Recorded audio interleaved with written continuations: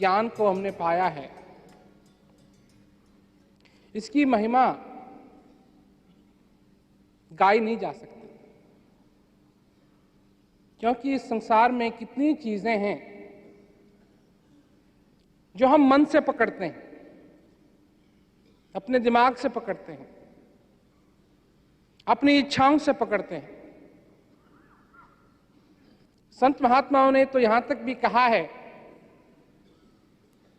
कि इस चीज की तो मनुष्य कल्पना भी नहीं कर सकता। कल्पना से भी परे, जैसे आज लोग जगह जगह जाते हैं अपना मन बहलाने के लिए। पार्क बने हुए हैं, सिनेमा में जाते हैं मन बहलाने के लिए। क्यों जरूरी है मन को बहलाना? क्योंकि जब मन परेशान करने लगता है, क्योंकि मन की तो कोई रोक नहीं है, मन को दीवार बना के नहीं रोका जा सकता। पानी के लिए डैम बनाया जा सकता है, बांध लगाया जा सकता है, रेत के लिए दीवार बनाई जा सकती है, सूरज के लिए छत लगाई जा सकती है, बारिश के लिए, पानी के लिए छाता लगाया जा सकता है। पर मनुष्य के पास कोई साधन नहीं है कि उस मन को वो रोक पाए। इस संसार के अंदर विश्व शांति अगर थोड़ी बहुत भी होने भी लगती है, थोड़ी बहुत, तो ज्यादा से ज्यादा 10 दिन के लिए चलती है, 20 दिन के लिए चलती है, उसके बाद कोई ना कोई लड़ाई छेड़ देता है। क्यों? क्योंकि मनुष्य का रंग जब इस मन के रंग में रंग जाता है तो कहां कहां नहीं भागता, कहां कहां का दौरा नहीं लगाता। जैसे कहा है कि कब ही मन रंग तरंग चढ़े, कब ही मन सोचत है जन। ये मन उस घोड़े पे सवार होके, तुरंग घोड़ा, उस घोड़े पे सवार होकर के कहां कहां नहीं भागता है। और एक तरफ मन को बहलाने के लिए जैसे पार्क चाहिए, जैसे सिनेमा चाहिए, जैसे जिससे कि मन बहले, भक्त को हृदय बहलाने के लिए सत्संग चाहिए, ज्ञान चाहिए, सेवा चाहिए। इन चीजों से मन नहीं बहलता, परंतु इन चीजों से हृदय बहलता, हृदय को शांति पहुंचती। और वो चीज जो कल्पना से नहीं पकड़ी जा सकती, जो बुद्धि से नहीं पकड़ी जाती, जो ख्यालों से नहीं पकड़ी जाती, जो विचारों से नहीं पकड़ी जाती, तो सोचने की बात है कि ऐसी चीज जिसकी मनुष्य कल्पना नहीं कर सकता है, और कल्पना करना भी शुरू करे तो उसकी कल्पना नहीं हुई। मनुष्य ने तो भगवान की भी कल्पना की हुई है। भगवान कैसा होना चाहिए, लोग हैं, विश्व के लोग हैं, हर एक धर्म का आदमी है, सबकी कल्पना की हुई, कैसा कैसा होना चाहिए, कैसा कैसा नहीं होना चाहिए।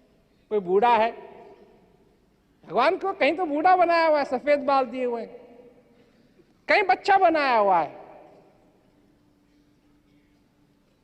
परंतु असली चीज संत महात्माओं ने कहा है कि इस दिमाग से, इन विचारों से नहीं पकड़ी जा सकती। वो इन विचारों से परे है। क्या सचमुच में और आज के जमाने में बड़े बड़े विद्वान लोग, बड़े बड़े पढ़े लिखे लोग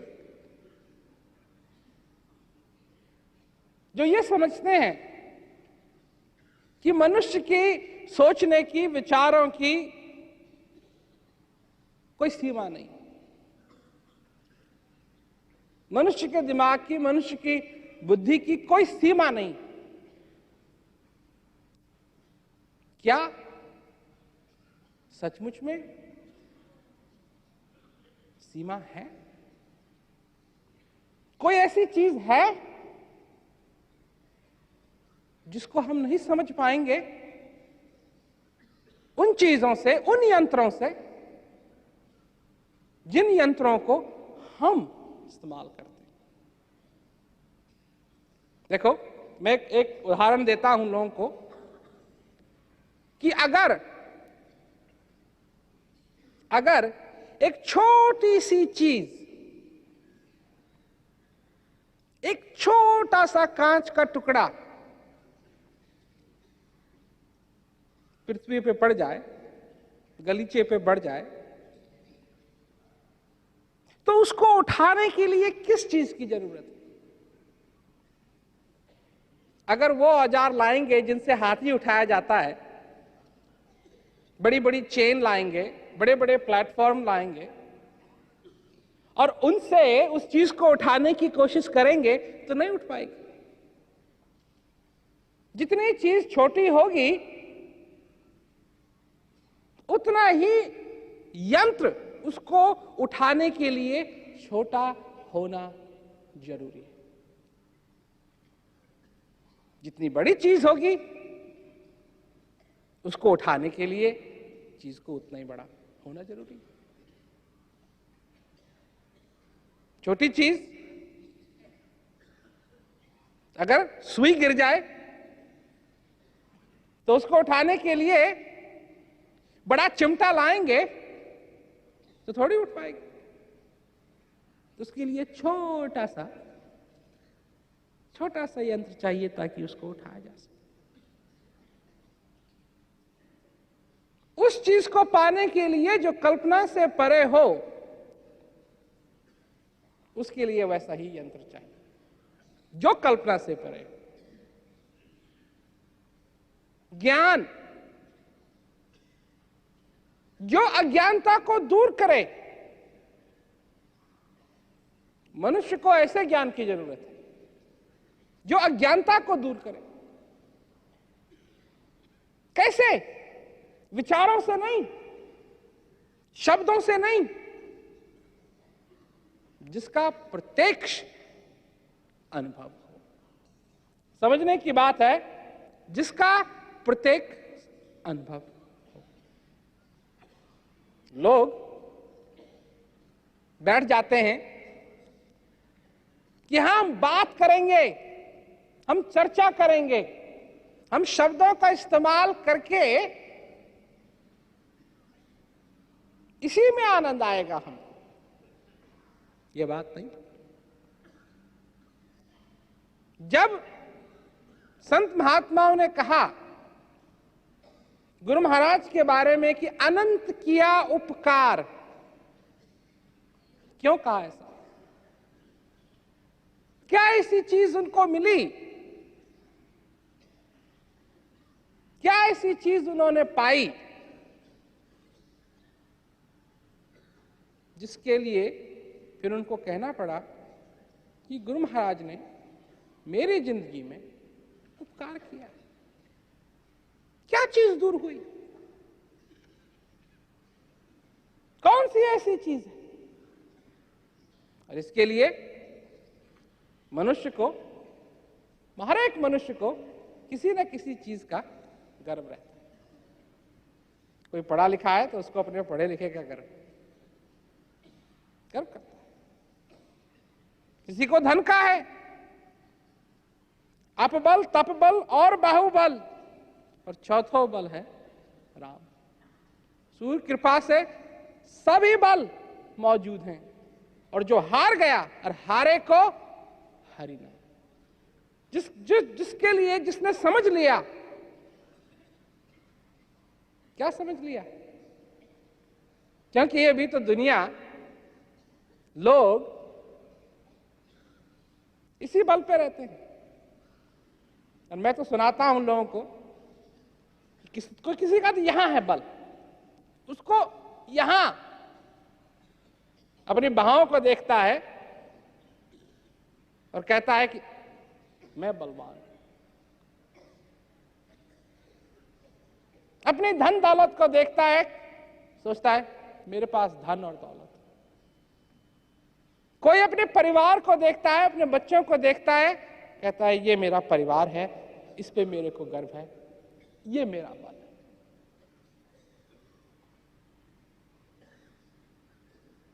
समझने की बात है कि प्रकृति ने किस तरह की सेटिंग की है, मनुष्य के लिए किस तरह का नियम बनाया है। तो पहले उसी आदमी को लो जिसको यहां की बात, बल पे, बाहुबल, अपने बल पे उसको कर।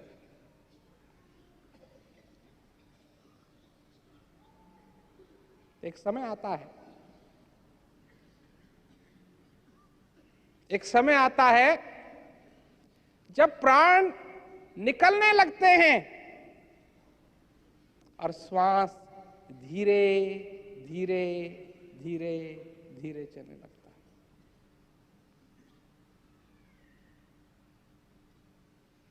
उस समय कोई कितना भी बली हो, चाहे कितना भी ताकतवर हो,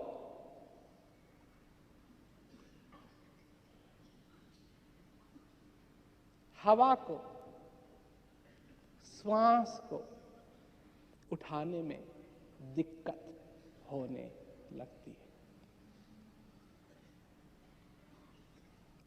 मनुष्य उस समय एक एक श्वास के लिए तड़पने लगता है,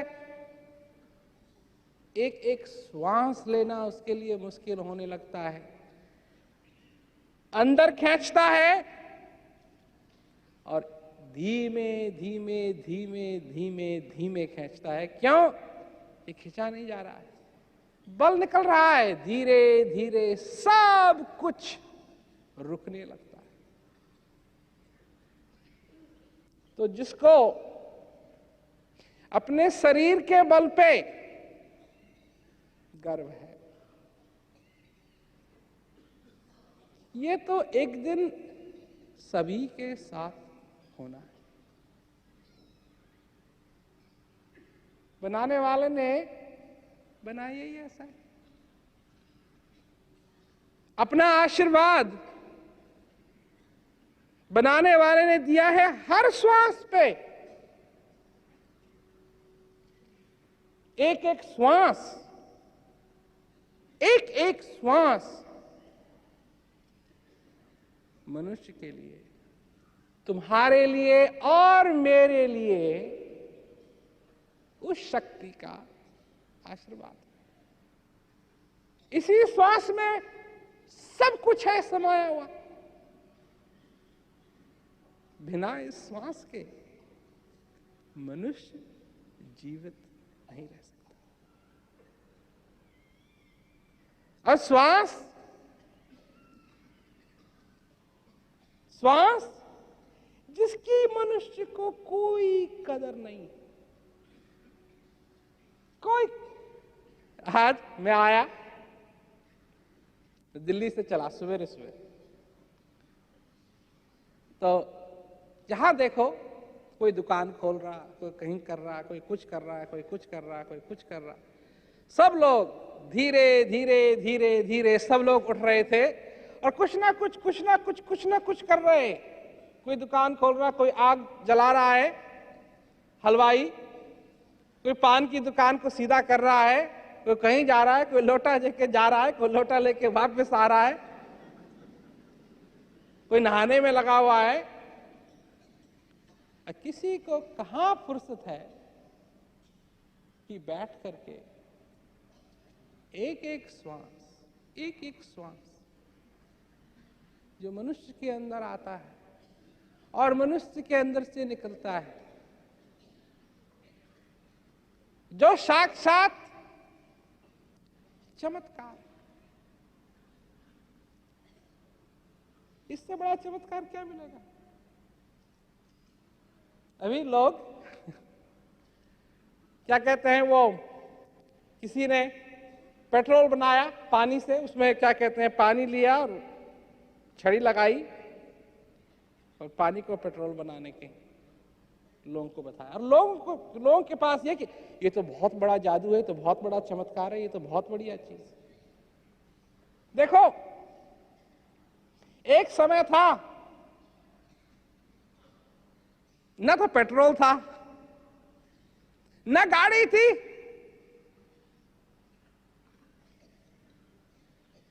मनुष्य था, गाड़ी नहीं थी अभी।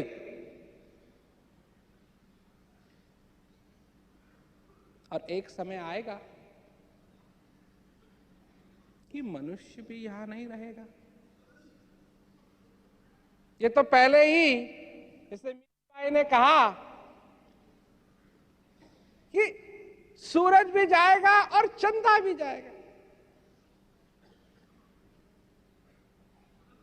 कभी सोचा तुम लोगों ने अपनी जिंदगी में किन किन चीजों के बारे में सोचा, और कभी यह भी सोचा कि एक दिन चांद नहीं रहेगा?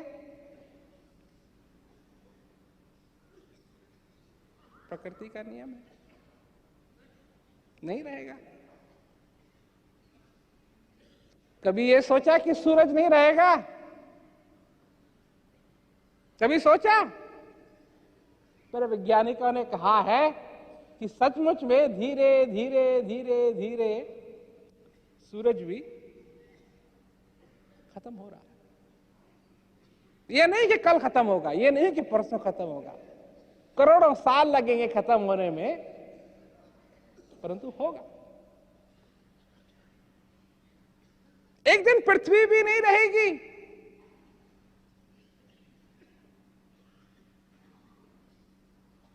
क्या रह जाएगा? क्या रह जाएगा? एक प्याला जो न जाने कहां से आया, यह है प्याला, न जाने कहां से आया, और गुरु महाराज जी की कृपा से, ज्ञान की कृपा से, आनंद की कृपा से वो प्याला भरा भरा। और एक दिन उस प्याले ने कहीं ना कहीं चले जाना। कहां जाना ये किसी को नहीं मालूम, वापस आएगा ये किसी को नहीं मालूम, पर एक बार वो प्याला भरा। जैसे आप लोगों ने देखा होगा, तालाब होता है ना, तालाब, कई बार देखो तालाब को तो सूखा सूखा सूखा रहता है और थोड़ा सा ही पानी, परंतु एक बार समय था कि तालाब बहुत भरा हुआ था। तुमको मालूम है कैसे पता लगता है? चाहे वो तालाब अब इतना नहीं भरा हुआ है, परंतु जहां तक भरा हुआ था वहां पानी के निशान, चिन्ह रह जाते हैं। वहां तक तालाब साफ हो जाता है, जहां तक भरता है वो अपना चिन्ह छोड़ जाता है। जब ये प्याला, मनुष्य रूपी प्याला भरता है, तो वो भी अपना निशान छोड़ जाता है। किसमें, किस रूप में वो निशान छोड़ जाता है? उस रूप में जिसमें उस चीज की महिमा, उस चीज का गुणगान, वो संतुष्टता। आज का मनुष्य संतुष्टता प्रकट नहीं करता है। हिंदुस्तान में, और हिंदुस्तान की बात क्या, सारे संसार में लोग कंप्लेन करने के लिए, अपनी असंतुष्टता को प्रकट करने के लिए हमेशा तैयार रहते हैं। किसी से भी पूछ लो कि इस चीज में क्या नुक्स है, कोई ना कोई बताने के लिए मिल जाएगा। चाहे उसको कुछ मालूम हो या ना मालूम हो। क्यों? कि मनुष्य हर एक चीज में नुक्स देखता है। कबीर ने इस दुनिया में नुक्स देखा, परंतु जब कबीर का प्याला भरा तो उसमें नुक्स नहीं देखा।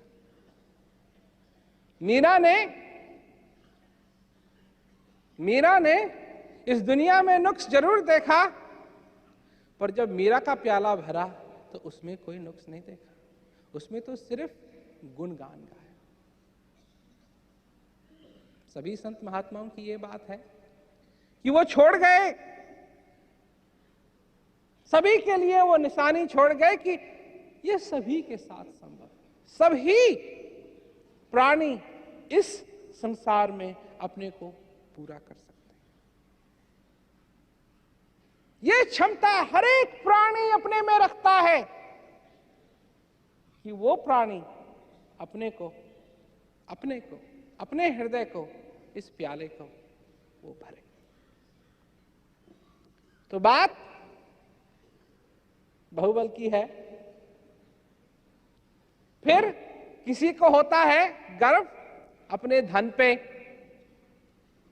तो मेरी बात सुनो, धन का ख्याल होता है यहां सबसे पहले। कितना पैसा है उसके लिए दिमाग चाहिए याद करने के लिए, कितना पैसा खर्च किया उसके लिए दिमाग चाहिए सोचने के लिए। पर जब श्वास खींचने में आदमी का पूरा यत्न लगने लगता है, तब धन की चिंता भी उसके पास नहीं रह जाती। फिर क्या चिंता रह जाती है? एक ही चिंता उस समय, तो फिर एक ही चिंता रह जाती है कि मेरा दूसरा श्वास भी मैं ले पाऊं। और उससे कहो कि तू अपना सारा धन दे दे, तेरे को श्वास लेना तेरे लिए सरल हो जाएगा। अगर तू अपना सारा धन दे तो कोई ऐसा नहीं है जो अपना सारा धन देने के लिए तैयार नहीं हो जाए ताकि वो श्वास ले सके।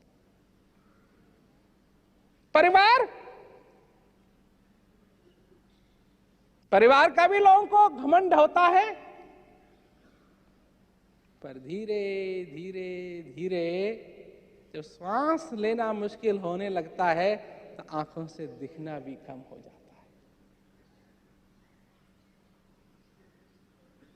फिर परिवार ही पहचान में नहीं आता। जो बेटा, जो बीवी, जो बेटी, जो चाचा, जो चाची, वो सब देख रहे हैं उनकी तरफ, पर पहचाने नहीं जाते।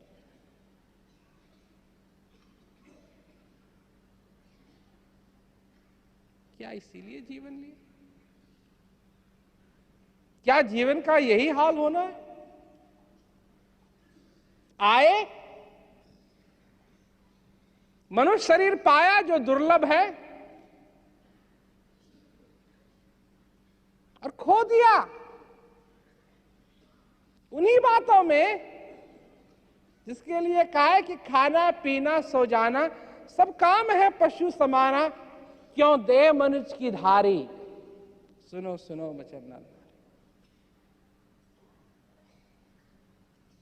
फिर क्यों ये मनुष्य शरीर मिला?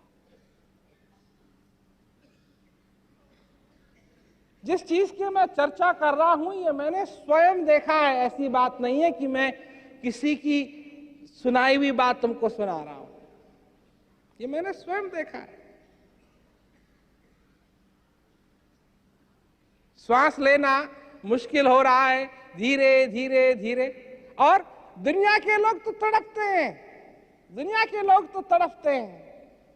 और जिनके पास ये ज्ञान है, जिनके पास ये ज्ञान है, वो कहते हैं, परिवार वाले वहां खड़े हुए, कोई रोना धोना शुरू करता है तो वही परिवार वालों से कहते हैं भाई शांत हो जाओ। क्या उल्टी बात है? वही परिवार वालों से कह रहे हैं कि तुम शांत हो जाए। मैं अंदर की बात में अंदर की तरफ जाना चाहता हूं, अपने हृदय को मैं पोषण करना चाहिए। ये एक प्रायोरिटी बन जाती है जिंदगी के अंदर। प्रथम चीज, मैं ये नहीं कह रहा हूं कि तुम नौकरी मत करो, मैं ये नहीं कह रहा हूं कि तुम खेती मत करो, मैं ये नहीं कह रहा हूं कि सब परिवार छोड़ दो, तो मैं नहीं कह रहा कि अपनी फैमिली को लोग छोड़ दें, अपनी जिम्मेवारी को लोग छोड़ दें, परंतु सबसे प्रथम जिम्मेवारी को समझेंगे। सबसे प्रथम जिम्मेवारी मनुष्य के लिए होनी चाहिए उस आनंद को लेने के लिए।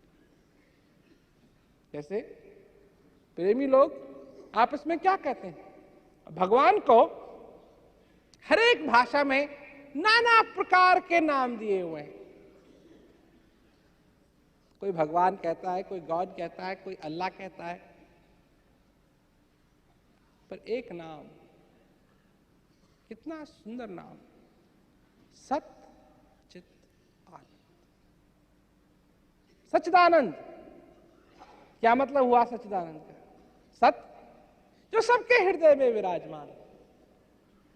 लोग ये कहने के लिए कि वो सत सब जगह है, सर्वव्यापक है, ये कहने वाले तो बहुत मिल जाते हैं, पर ये समझने वाला कि अगर सचमुच में वो चीज सर्वव्यापक है तो मेरे अंदर भी है, ये समझने वाला, मतलब अंग्रेजी में इस वर्ड को कहते हैं डिड्यूस करना।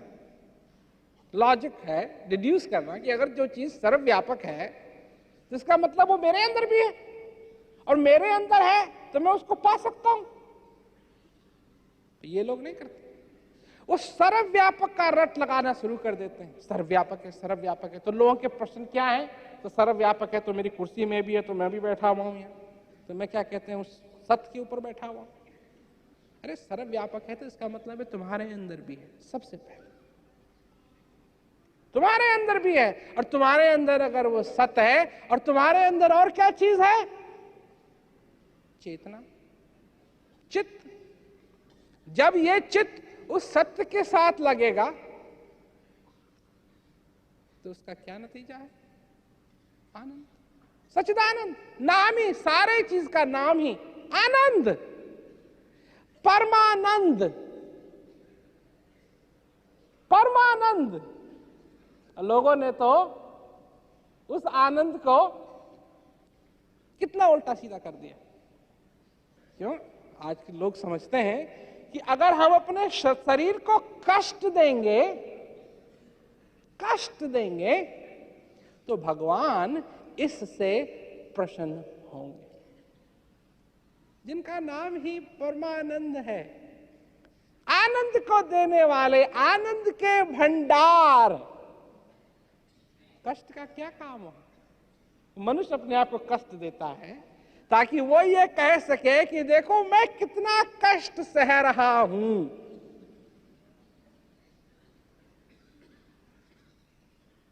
मैं कितना कष्ट सह रहा हूं। मैं लोगों से कहता हूं कि जितना आनंद मेरे को मिल रहा है, कष्ट नहीं, आनंद, उसके लिए मैं जिंदगी भर आभारी हूं। आनंद। अभी जो दिल्ली में ज्ञान हुआ, तो ज्ञान के बाद जो लोग आ रहे थे, तो एक प्रेमी ने कहा, नया प्रेमी कहता है कि गुरु महाराज जी, इस ज्ञान के लिए मैं आपका जिंदगी भर आभारी रहूंगा। क्यों? क्योंकि उसको कष्ट मिला या आनंद मिला?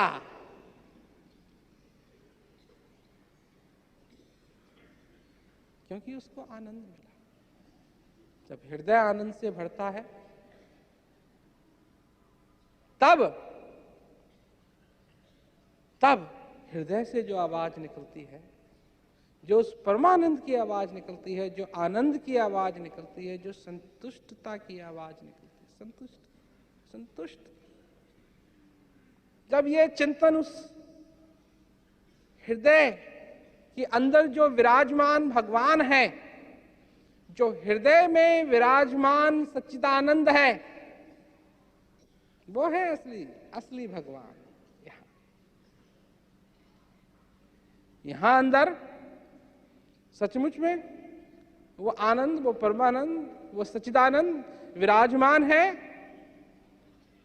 दिन हो चाहे रात हो, यही वो जगह है जहां कोई चोर चोरी नहीं कर सकता। सिर्फ एक ही जगह है। तुम्हारे घर में वो जगह नहीं है, कोई ऐसी जगह नहीं है जहां चोरी ना हो सके। ये एक ऐसी जगह है, यहां चोरी कोई नहीं कर सकता। ये एक ऐसी जगह है जहां चोर नहीं जा सकता। और ऐसी पृथ्वी पे कोई जगह नहीं है जहां चोर ना जा सके। परंतु ये एक ऐसी जगह है यहां दूसरा तो कोई जा ही नहीं सकता। वही चीज साक्षात सबके अंदर विराजमान है, और उसी चीज का ज्ञान जो कल्पना से परे की चीज है, उस चीज का ज्ञान, ताकि अंदर जाकर के मनुष्य स्वयं उस आनंद का अनुभव करे। आनंद का अनुभव, ये ज्ञान। जब मनुष्य को ये चीज मिलती है और इसका वो अभ्यास करता है, इसको वो अपनी जिंदगी के अंदर, अपने जीवन में स्वीकार करता है। कई लोग तो स्वीकार नहीं करते। कई लोग तो बात सुनते हैं, उनके समझ में नहीं आती ये बात, क्योंकि हर एक चीज दुनियादारी के तराजू पे तुलती है। हर एक चीज दुनिया के तराजू पे तुलती है। सबसे पहले लोग कहते हैं, अगर मैं ये ज्ञान ले लूं तो लोग क्या कहेंगे? लोग क्या कहेंगे? दुनिया क्या कहेगी? मेरे रिश्तेदार कहीं ये तो नहीं समझने लगेंगे कि मैं बुद्धू बन गया। ये दुनिया का तराजू लेके सब लोग चलते हैं, इसी पे सब चीजें तुलती हैं। अगर किसी को साक्षात वो चीज का अनुभव भी होने लगे तो पहले वो पूछेगा औरों को भी हो रहा है या नहीं है, मेरे को ही हो रहा है। और मेरे को ही हो रहा है, मेरे को ही आनंद आने लगे और मैं ही नाचने लगूं तो लोग क्या कहेंगे? लोग क्या कहेंगे? किसी ने तुम्हारी तरफ बोल के, देख के कोई बढ़िया बात आज तक कही है? क्यों? दुनिया को तो देखना ही क्या है? क्या देखती है दुनिया इन आंखों से? भगवान ने दी आंखें, बनाने वाले ने दी आंखें, और मनुष्य ने उन आंखों को एडजस्ट किया है ताकि क्या दिखाई दे? अच्छा नहीं, बुरा। बनाने वाले ने दिया कान, मनुष्य ने उस कान को लिया और उसको ऐसा बदला ताकि उन चीजों में आनंद आए जिनका कुछ ना इधर है ना उधर है। जो कान मनुष्य के लिए ऐसे शब्द ला सकता है अंदर जिससे कि मनुष्य को शांति मिले, और मनुष्य लगता है उन चीजों को सुनने में जिससे उसको अशांति मिले। ये आंखें ऐसा दर्शन करा सकती हैं जिससे कि मनुष्य को आनंद आए, शांति मिले, और मनुष्य ने उसी आंखों से क्या देखना शुरू किया है जिससे कि उसको अशांति मिले। ये जीव, ये जो स्वर, ये जो आवाज मनुष्य को मिली है, मनुष्य इस्तेमाल कर सकता है ऐसी चीज बोलने के लिए कि दूसरा मनुष्य भी गदगद हो और स्वयं का हृदय भी गदगद हो। परंतु मनुष्य ने उसको कैसे बदला है? कड़वा बोलता है ताकि दूसरा मनुष्य भी दुखी हो और स्वयं भी मनुष्य दुखी हो। ये पैर बनाने वाले ने दिए, और इन पैरों को लेके मनुष्य ऐसी जगह जा सकता है जहां की उसको परमानंद का अनुभव हो, जहां उसको ऐसे दर्शन हो कि उसका हृदय गदगद हो। और कहां जाता है इन पैरों को लेके? कहां जाता है? क्या करता है आज का आदमी? कभी तुम लोगों ने सोचा? आज का आदमी इंतजार करता है, इंतजार करता है। सवेरे सवेरे उठता है तो चाय का इंतजार करता है, तभी भी चाय बनाएगी। अब कहता है चाय बन गई, हाँ अभी 5 मिनट और, 5 मिनट और इंतजार कर ले। जब चाय मिल जाती है तो चाय को ठंडा करने का इंतजार करता है। गर्म तो पी नहीं सकता, पिएगा तो मुंह जलेगा, तो वहां बैठ करके उसको हिंदुस्तान में तो लोग प्लेट में डाल करके फूक फूक मार के उसको ठंडा करते हैं, उसका इंतजार करता है। और जब चाय पी ली तो ऑफिस जाने का इंतजार करता है। उठाता है अपना बैग को सब कुछ लेकर के बस अड्डे पहुंचता है, फिर बस का इंतजार करता है। और जब बस में बैठ जाता है तो ऑफिस पहुंचने का इंतजार करता है। जब ऑफिस पहुंच जाता है तो फिर लंच के समय का इंतजार करता है, कब लंच हो, देखता रहता है। घड़ी है, सब ऑफिस में घड़ियां रहती हैं। और जब लंच का समय पूरा हो जाता है तो किस चीज का इंतजार करता है? घर जाने का इंतजार करता है। जब घर पहुंच जाता है तो किस चीज का इंतजार करता है? खाने का इंतजार करता है। और जब खाना खा लेता है तो किस चीज का इंतजार करता है? रात को सोने का इंतजार करता है। लेट जाता है, नींद आएगी आएगी आएगी आएगी। और जब सोने लगता है तो किस चीज का इंतजार करता है? सवेरे उठने का इंतजार करता है। और सवेरे उठ के किस चीज का इंतजार करता है? फिर वही चक्कर चलता है। और सारे हफ्ते भर एतवार का इंतजार करता है। और जैसे ही एतवार आता है तो मंडे का इंतजार करना शुरू करता है। यही चक्कर है। जब छुट्टियां नहीं रहती हैं तो छुट्टियों का इंतजार करता है, और जैसे ही छुट्टी चालू होती है तो फिर वापस जाने का इंतजार करने लगता है। यही मनुष्य के साथ की बात है, इंतजार करता रहता है। किस चीज की इंतजार है? भक्त के लिए जिसको बात समझ में आ गई वो भी इंतजार करता है, परंतु उसके इंतजार में और इस दुनिया के मनुष्य के इंतजार में बड़ा अंतर है। क्यों? कि जो इस दुनिया में इंतजार करता है उसको कुछ नहीं मिलता, उसको कुछ नहीं मिलता। पर भक्त जो इंतजार करता है उसकी इंतजारी एक दिन जरूर पूरी होती है और उसके हृदय का आनंद उसको जरूर मिलता है। तो इसलिए वो सारे बलों को भूल करके इस ज्ञान के बल बूते पे, इस बल को समझो। ये जो अंदर का बल है ये तुम्हारे आखिरी समय तक तुम्हारे साथ रहेगा। ये है असली बल तुम्हारा, और चीजें नहीं, ये है असली बल। बड़ा से बड़ा आदमी एक दिन तो उसको कोई ना कोई आके हराएगा। एक समय था कि बड़े बड़े बॉक्सिंग के चैंपियन होते हैं, फुटबॉल के चैंपियन होते हैं, पर समय का ही तो खेल है। एक दिन वो बूढ़ा हो जाएगा, कोई उससे जवान आएगा, वो उसको हराएगा, वो चैंपियन बन जाएगा। उसके बाद फिर वो बूढ़ा होगा तो कोई और जवान आएगा, फिर वो चैंपियन बन जाएगा। मैं बात कर रहा हूं उस चीज की कि जिस चीज का अनुभव कबीरदास जी ने किया, जिस चीज का अनुभव मीरा ने किया, जिस चीज का अनुभव तुलसीदास जी ने किया, वो अनुभव इस कलयुग में संभव है और हर एक मनुष्य के लिए संभव है।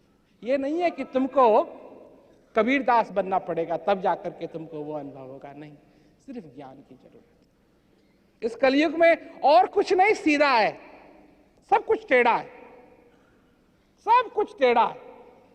इस कलयुग में और सब कुछ दुर्लभ है, परंतु ज्ञान लेना इस कलयुग में आसान।